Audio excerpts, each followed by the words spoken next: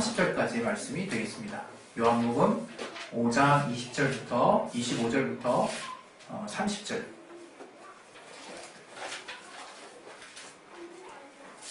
요한복음 5장 25절부터 30절. 예, 우리 준비되셨으면 우리 다 같이 우리 큰 소리로 합독하도록 하겠습니다. 시작. 진실로 진실로 너희에게 이르노니 죽은 자들이 하나님의 아들의 음성을 들을 때가 오나니 곧 이때라. 듣는 자는 살아나리라. 아버지께서 자기 속에 생명이 있은 것 같이 아들에게도 생명을 주어 그 속에 있게 하셨고 또 인자됨을 인하여 심판하는 권세를 주셨느니라. 이를 기이 여기지 말라. 무덤 속에 있는 자가 다 그의 음성을 들을 때가 오나니 선한 일을 행한 자는 생명의 부활로 악한 일을 행한 자는 심판의 부활로 나오리라. 아멘. 오늘 시간에 이 말씀 가지고 하나님께서 우리에게 필요한 말씀 깨닫게 해주시고 들을 귀로 허락해달라고 우리 마음을 열어주시고 들을 귀로 허락해달라고 이 시간 기도하겠습니다. 하나님 아버지, 우리에게 이 생명의 말씀 통해서 우리 전하는 또 말씀을 받는 모든 분들이 나타난 성령 안에서 감동되게 도와주시고 하나님의 말씀을 전하게 도와주시고 우리가 이 말씀을 통해서 우리의 삶의 구체적인 교훈으로 우리가 받아들일 수 있도록 생명의 말씀을 받을 수 있도록 도와주시옵소서. 예수 이름으로 기도했습니다. 아멘. 네, 오늘은 우리 전 세계 기독교가 부활주일로 섬기는 주일입니다. 그래서 이제 교단마다 약간 성격이 다 다른데 우리는 이제 독립교회로 이제 운영하고 있기 때문에 그런 어떤 교단의 방향성까지 따를 필요는 없지만 성경을 우리가 따른다면 이렇게 오순절날 이후 이제 예수님께서 이제 안식 후 첫날에 이제 떡을 때려야 제자들이 모였던 사도행전의 어떤 사례가 있습니다. 그래서 이제 어떤 이제 기독교에서는 이제 이 오순절까지 포함해서 우리가 이제 이 오순절이라고 하는 그 6월절에 그 절기가 정해져 있는 게 있기 때문에 그날이 지난 첫 번째 주일을 이제 또 이렇게 부활주일로 섬기려고 하는 그런 곳이 있습니다. 그리고 또 그 과거에도 제가 이 주보에다가 여러 번 이제 실어놨던 것처럼 동방교회와 서방교회가 이 또 안식 그 부활주일을 또 섬기는 날이 달라요. 그래서 어떤 이 날들에 대해서 이렇게 우리가 정확히 어느 날이다 이렇게 잡는 것 자체가 사실은 무리입니다. 무리고 우리가 주님이 부활하신 자체를 기념하는 것이 본래 의미이고 그것은 제자들이 가장 우리가 무난하게 무리 없게 받아들일 수 있는 것은 안식 후 첫날 즉 이제 우리가 주일이라고 일컬어지는 날에 저들이 떡을 때려 하여서 항상 모였다고 하는 것, 그날 주님의 죽으심을 기념하고 주님이 다시 사심을 소망했다고 하는 그 사실을 우리가 마음속에 담고 우리가 그 신앙을 유지할 수 있으면 되는 것입니다. 오늘 특별히 우리가 날마다 이제 주님 부활하심에 대해서 우리가 기념하는 성찬을 하지만 또 우리가 메시지를 또 전하는 날은 또 그리 많지 않기 때문에 이 부활과 관련된 제목으로 또 같이 함께 말씀을 나누려고 합니다. 오늘 하나님이 우리에게 주신 말씀 요한복음 5장 25절부터 우리 30절을 보면 주님께서 명확하게 죽은 자가 살아난다는 말씀을 하세요. 그러니까 이 말을 왜 하냐면 사실 기독교에게 있어서 가장 핵심적인 신앙이 무엇이냐만 물었을 때 부활의 신앙입니다. 부활의 신앙. 이거는 부인할 수가 없어요. 그리고 우리의 신앙의 최종 목표가 무엇이냐 하면 그것도 부활입니다. 부활. 그래서 우리가 만약에 예수를 믿고 하나님을 믿고 예수를 믿는 또 예수 보혈의 공로를 힘입고 있는 사람들인데 저 사람의 신앙에 하나님을 사랑하는 건 있어도 부활을 소망하는 건 없다.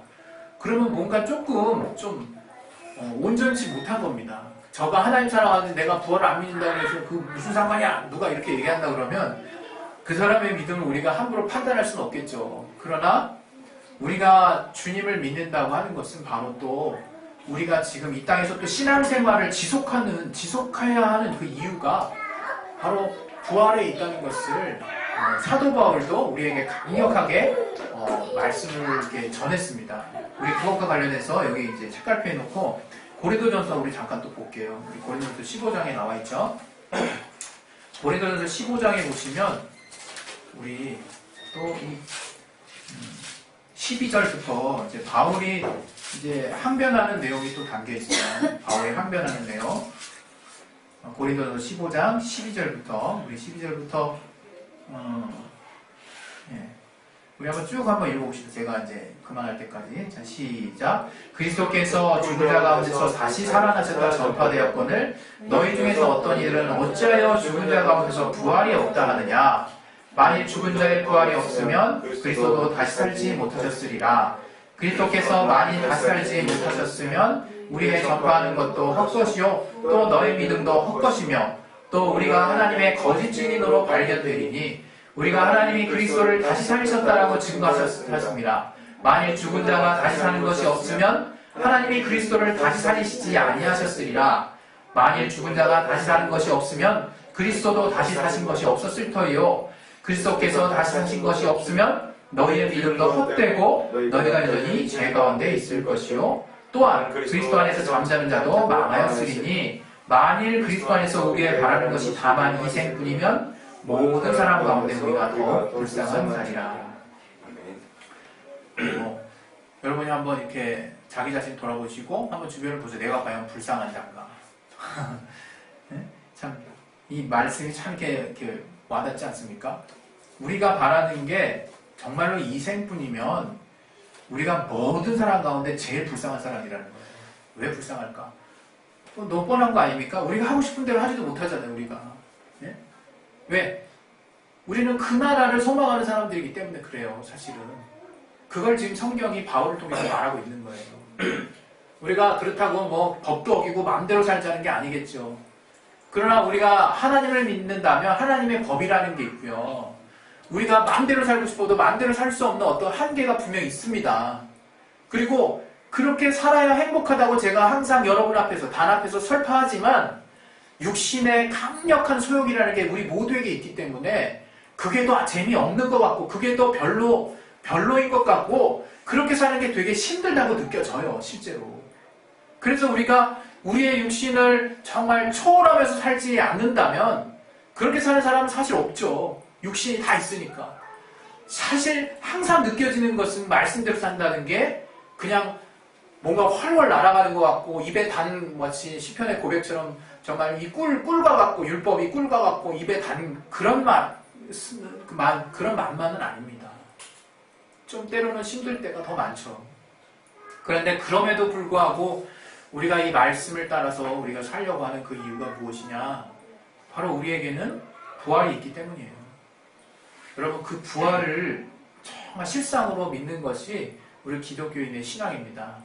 그런데 제가 신학은 잘 모르더라도 이게 또 신학적으로 우리가 이 성경을 보다 보면 이 신약의 많은 부분이 뭐라 그럴까요? 이 어떤 현재의 로마의 어떤 압정의 이 배경하에서 비유나 상징적으로 쓰여진 부분이 많다라고 그렇게 거의 인정하는 분위기가 많아요.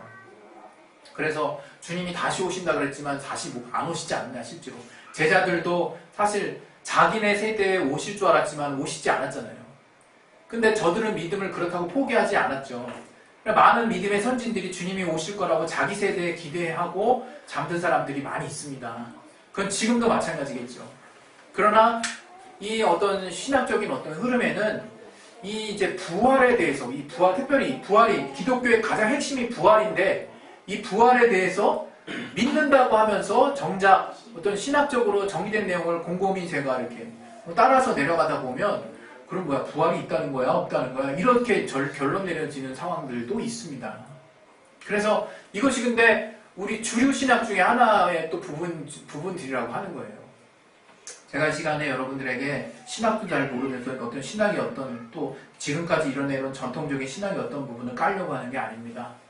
우리는 신앙을 하는 자라는 것을 잊지 마셨으면 좋겠어요. 그래서 이 성경이 정말 이제 종합적으로 앞뒤가 맞지 않는 부분을 우리가 추려내야 되는 우리의 지혜를 또 발휘해야 되는 이성을 발휘해야 되는 부분도 분명히 있지만 또 성령의 감동됨으로 하나님이 우리에게 정말 분명한 것을 우리에게 정말 알게 하시려고 우리에게 정말 이 성경을 주셨다는 것도 우리가 같이 인정해야 된다는 것입니다. 그러한 부류 중에 저는 이 부활이 담겨 있다고 생각해요. 이 부활은 우리 믿는 자에게 있어서 절대로 비유나 상징이 돼서는 안 돼요. 이 부활은 주님께서 분명히 오늘 같이 나눴던 본문에서도 무덤 속에서 자는 자가 일어나는 그 날이 온다는 것을 분명히 말씀하셨습니다. 그리고 더불어서 사도 바울도 아제 좀 전에 이 부활이 없는 신앙이 얼마나 무의미하고 그런 인생이 얼마나 슬픈지를 우리에게 말씀했던 것처럼 또 그 이후에 뒷부분에 또 가다 보면 이 썩은 몸이 불갑을 호련히 신령한 몸을 입는 그 부활에 대해서 좀 더 구체적으로 천사들의 나팔 소리가 분명히 우리가 사는 세대에 있을 것이고 그건 우리가 무덤 속에 있을지 아니면 살아있을지는 모르겠지만 무덤에 있는 자가 먼저 그 나팔 소리를 듣고 일어난다고 얘기를 하고 있어요. 그랬을 때 그 썩은 그냥 물질계로 된 그 육체가 아니라 호련히 갑자기 신령한 몸을 입고 이제 주님을 만나기 위해서 정말 저는 이제 제가 상상할 때 하얀 세마포를 입고 이제 주님을 만나러 올라가지 않을까 싶은데 그렇게 주님을 만나고 신령한 몸, 그 몸이라고 그랬으니까 이제 만져지는 그런 몸이 아니겠습니까? 그렇지만 영원을 소유할 수 있는, 영원한 삶을 살 수 있는 그러한 신령한 몸을 가지고 이제 주님을 만난다고 그렇게 말씀하고 있어요. 이 부분이 얼마나 신비에 속한 영역입니까? 이 부분이 얼마나 현실적으로 때로는 말이 안 되는 영역이냐 이거예요. 그러나 성경은 많은 부분을 어떤 부분에 할애하고 있느냐? 주님이 다시 부활하셨다는 것에 중점을 두고 설명을 하고 있어요. 어떤 면에서 우리가 예수를 믿냐 안 믿냐가 부활을 믿느냐 안 믿느냐로 이렇게 정해지기도 합니다. 왜냐하면 예수님이 부활하셨다는 것을 빈 무덤을 통해서 지금 우리는 이 성경에 나온 빈 무덤을 통해서 증거하고 있거든요. 그런데 그것을 여기에 이제 성경의 일부에도 그런 말씀이 써있죠. 이제 혹여나 예수님께서 다시 부활하신다고 이제 말을 주장하는 자들이 원래 예수님이 돌아가셨을 때 그 돌무덤을 굴려가지고 시체를 어디다가 이제 훔쳐가지고 안 보이게 해놓고 예수님이 부활하셨다고 분명히 소문을 퍼뜨릴 것이다. 그러니까 너희 군병들은 철저하게 이 문을 지켜라. 이 무덤 문을 지켜라. 이렇게 이제 내용이 나와 있는 성경 구절도 있죠. 그랬을 때 어땠습니까? 그 군병들도 뭐 어찌할 수 없게 그 무덤 문이 열리고 새벽 미명에 정말 천사들을 통해서 정말 마리아가 이 빈 무덤 속에서 예수님 부활하셨다는 것을 전해 듣고 또 많은 제자들이 예수님이 살아서 그들과 대화하시고 조반도 드시고 또 그들과 함께 있으셔다가 승천하신 그 사건을 이 성경에 나와 있는 것을 우리는 보고 있는 것입니다. 다시 말하면 이 성경의 가장 중요한 사건 중에 하나가 십자가의 죽음과 예수의 부활이에요. 이건 기독교의 핵심입니다. 이 부분이 어떤 식으로는 왜곡되는 것은 우리의 신앙이 훼손이 되는 일이에요. 저는 정말 주님을 만나는 그날까지 정말 우리의 이 부활에 대한 신앙만큼은 변치 않았으면 좋겠어요. 우리가 다시 산다라는 거. 근데 오늘 제가 여러분에게 이제 들려드리고 싶은 이제 내용은 무엇이냐?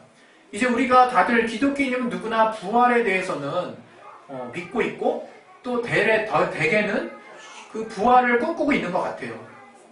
그런데 그 부활에 대해서 어떻게 꿈꾸는지를 물어보면 그냥 뭐 다시 사는 거죠 라고 더 이상 구체적으로 말할 것도 없어요. 말할 거리도 없고. 그게 저는 이렇게 참 우리에게 참 문제가 아닐까라는 생각이 들어요. 어떤 사람도 물어보면 천국에는 이것도 있고 저것도 있고 굉장히 구체적으로 말하죠.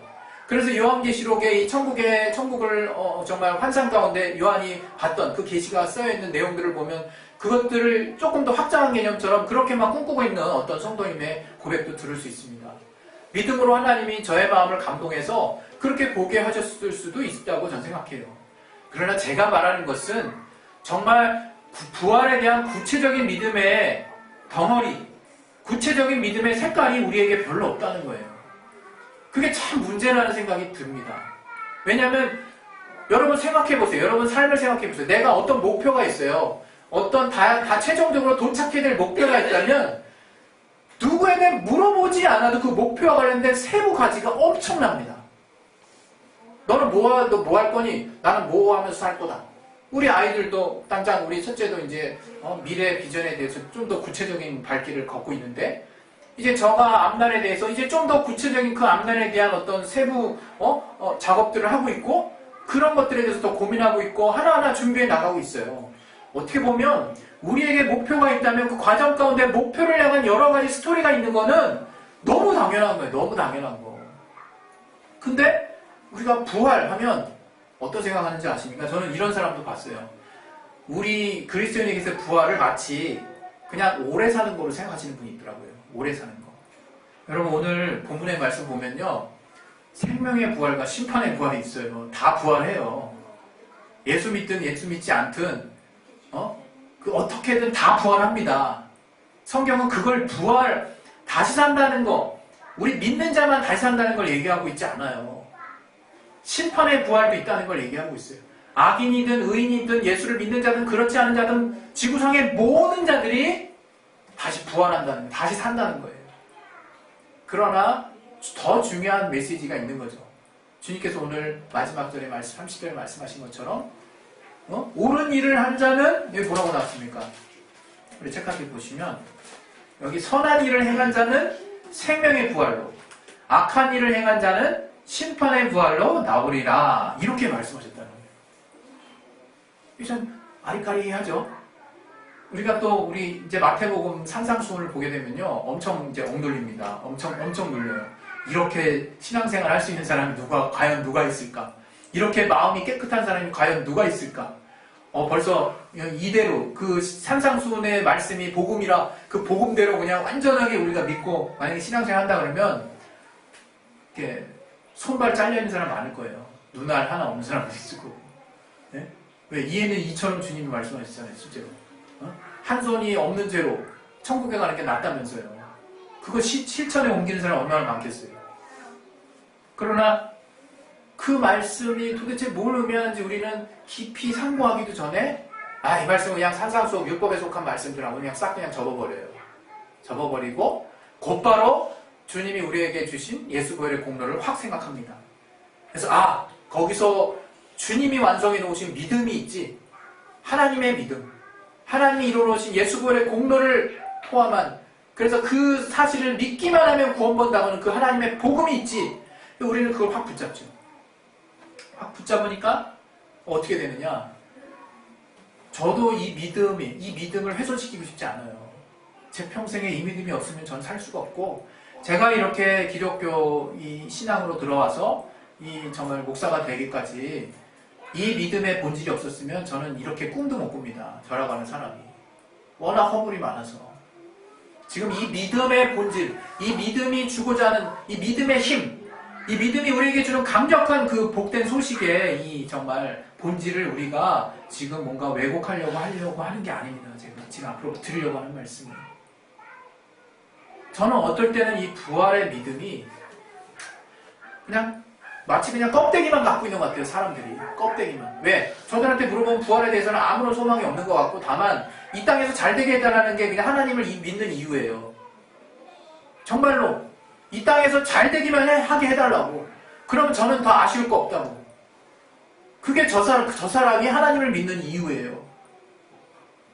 여러분 정말 제가 좀 죄송스럽지만 그걸 갖다가 기복신앙이라는 거예요. 기복신앙이라고. 그냥 단지 이생뿐이면 하나님이 우리의 이 땅의 삶을 지지해 주시지 않고 후원해 주시지 않는다는 말이 아니라, 여러분의 믿음의 종착지가 그냥 하나님이 이 땅의 삶을 잘 되게 해달라는 것만에 멈춰 있다면 여러분 그냥 육신의 삶을 사모하는 사람인 거예요. 영혼을 사모하는 사람이 아닌 거예요.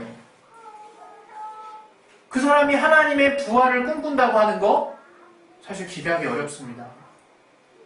그러나 주님이 십자가에 달리신 이유는 우리의 영혼의 나라에 갔을 때 해결될 수 없는 문제를 주님이 해결하신 거예요.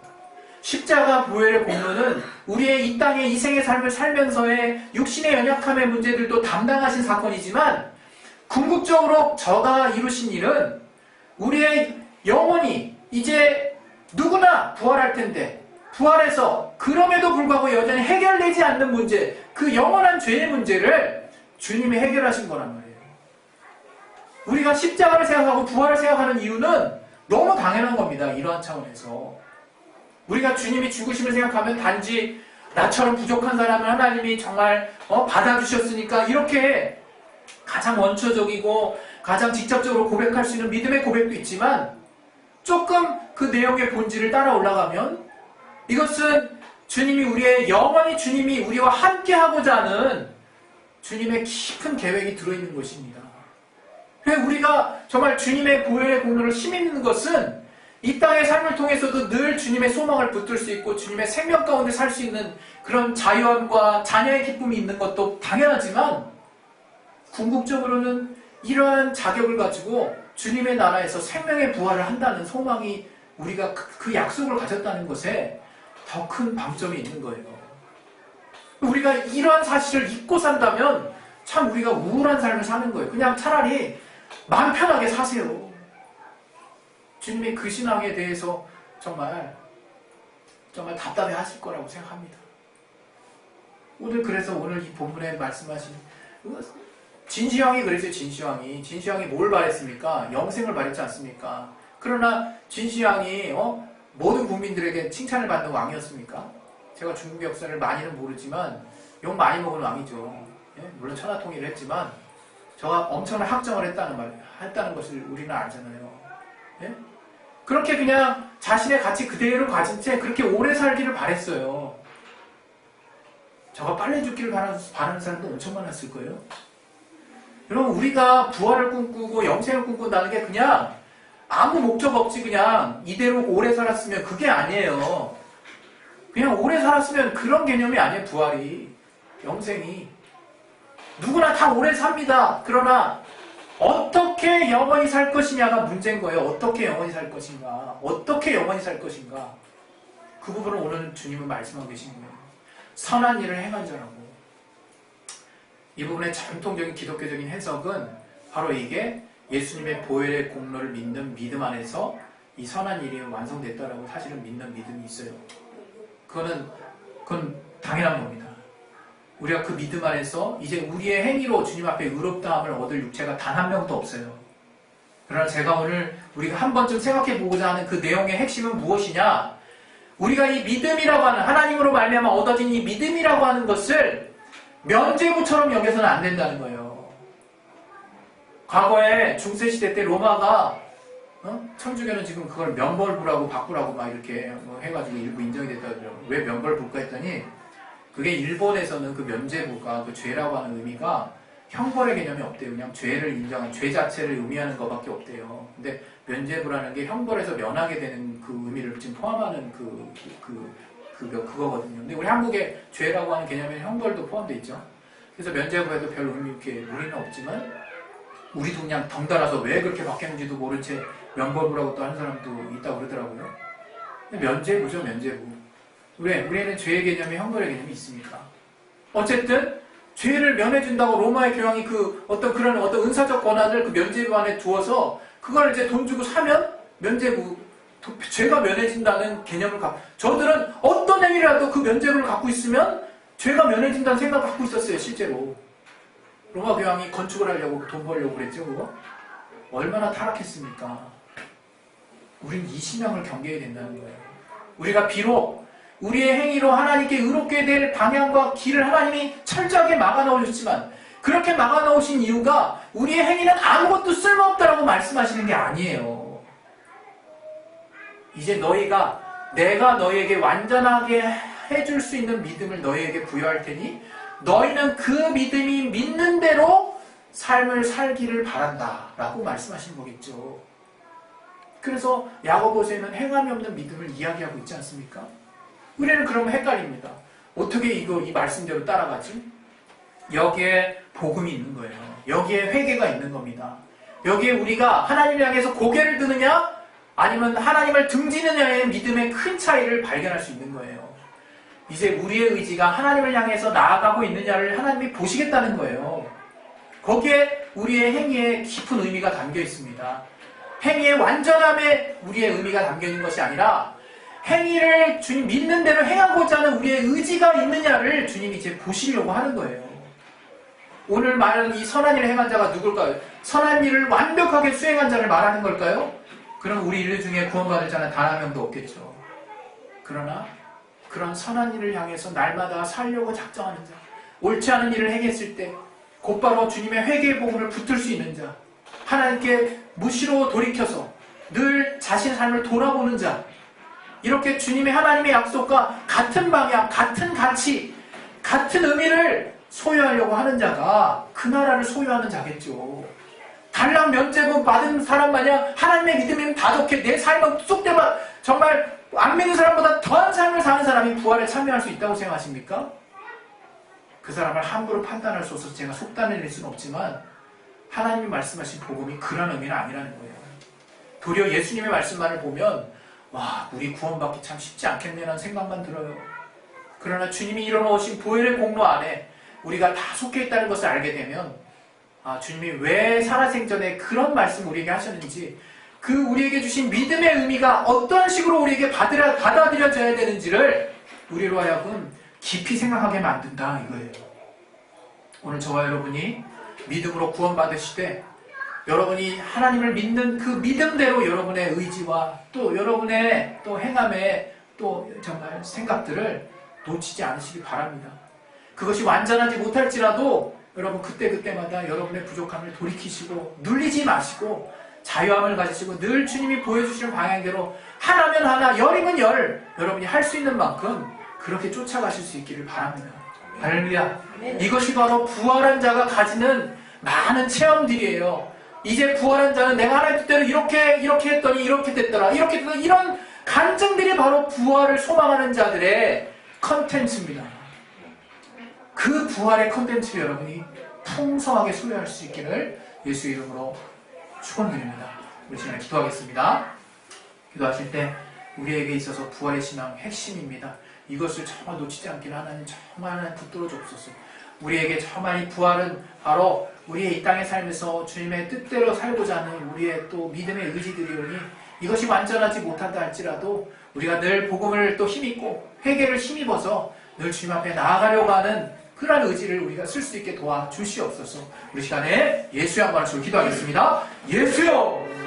하나님 아버지, 우리가 믿음 안에서 또 예수의 그 죽음과 부활을 경험하였습니다. 아버지, 우리가 주님 안에서 하나님 우리에게 알게 하시는 부활을